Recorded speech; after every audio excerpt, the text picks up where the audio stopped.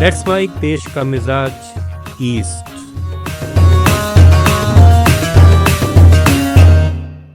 देश का मिजाज, आइए जानते हैं भारत के पूर्वी राज्यों की आज की प्रमुख खबरें। बिहार में वोटर लिस्ट सुधार के लिए चुनाव आयोग द्वारा चलाए गए विशेष अभियान पर अब गंभीर सवाल उठने लगे हैं। एडीआर ने सुप्रीम कोर्ट में याचिकाएं दाखिल कर आरोप लगाया है कि इस प्रक्रिया में बड़े पैमाने पर धांधली हुई है। एडीआर और आरजेडी का कहना है कि कई जगह बीएलओ खुद ही फॉर्म भर रहे हैं और मृत लोगों के नाम पर भी फॉर्म जमा किए जा रहे हैं।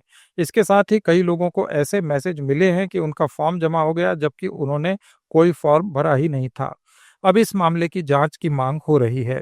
इधर बिहार में मतदाता सूची के विशेष गहन पुनरीक्षण का पहला चरण पूरा हो गया। इसके साथ ही बीएलओ या आम मतदाताओं द्वारा ऑनलाइन फॉर्म अपलोड करने की सुविधा भी बंद कर दी गई है।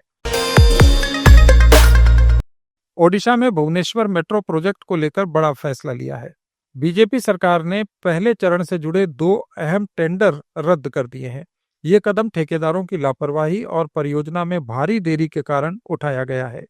जानकारी के अनुसार जिन 2 कंपनियों के टेंडर रद्द किए गए हैं, उनमें सेगल इंडिया लिमिटेड और रंजीत बिल्डकॉन शामिल हैं। ये टेंडर नंदन विहार से त्रिशूलिया स्क्वायर तक एलिवेटेड वायाडक्ट और 6 मेट्रो स्टेशन के निर्माण के लिए दिए गए थे। इस पर बीजेडी विधायक प्रताप केशरी देव ने कहा कि यह दुर्भाग्यपूर्ण फैसला है।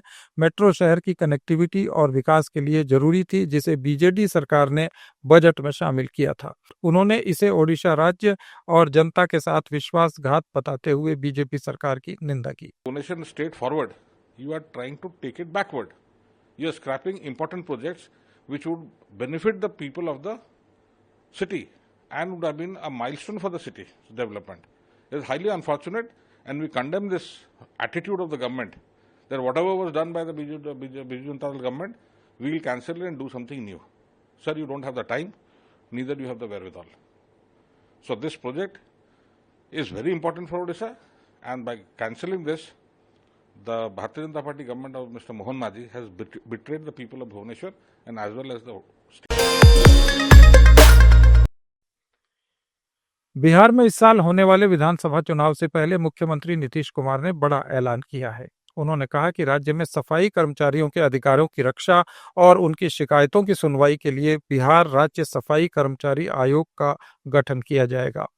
इस पर प्रतिक्रिया देते हुए राजद प्रवक्ता एजाज अहमद ने कहा कि सरकार एक तरफ कमजोर वर्गों के आरक्षण से हकमारी कर रही है, तो दूसरी ओर आयोग भी बना रही है।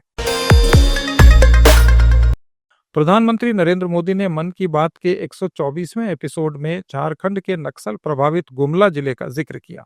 उन्होंने वहां के एक युवक की प्रेरणादायी कहानी साझा की, जिसने नक्सलवाद का रास्ता छोड़कर रोजगार को चुना।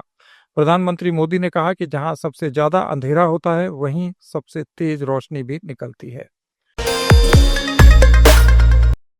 छत्तीसगढ़ के बीजापुर जिले के बासागुड़ा इलाके में मुठभेड़ में सुरक्षा बलों ने 4 नक्सलवादियों को मार गिराया।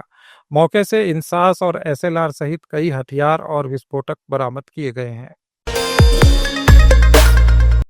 छत्तीसगढ़ के रायपुर में ब्लैकमेलिंग और सूदखोरी के आरोप में फरार हिस्ट्री शीटर तोमर के ऑफिस पर नगर निगम ने बुलडोजर चलाया। भाठा गांव में यह ऑफिस नियमों के खिलाफ बनाया गया था। जानकारी के अनुसार रोहित तोमर ने यह ऑफिस अपनी पत्नी के नाम पर खोला था, जहां से सूदखोरी का काम किया जाता था। दोनों पिछले 2 महीने से फरार हैं। छत्तीसगढ़ के कांकेर शहर में रहने वाले 72 साल के रिटायर्ड टीचर एनएल पचबीए ने एलएलबी की परीक्षा फर्स्ट डिवीजन से पास की है। 2017 में खंड शिक्षा अधिकारी के पद से रिटायर होने के बाद उन्होंने फिर से कॉलेज में दाखिला लिया। पचबीए ने 1989 में अर्थशास्त्र में एमए किया था और इसके बाद कुल 8 अलग अलग विषयों में एमए की डिग्रियां ली। वे 6 विकास खंडों में खंड शिक्षा अधिकारी के रूप में सेवाएं दे चुके हैं। केंद्रीय रक्षा राज्य मंत्री संजय सेठ को एक बार फिर जान से मारने की धमकी मिली है। अपराधियों ने 2 अलग अलग नंबरों से 5 बार कॉल कर ये धमकियां दी। मंत्री की शिकायत के बाद दिल्ली और रांची पुलिस ने जांच शुरू कर दी है और कॉल करने वालों की पहचान की जा रही है। आप सुन रहे थे let's mic more than radio. Follow कीजिए हमें हमारे सोशल मीडिया प्लेटफॉर्म्स पर।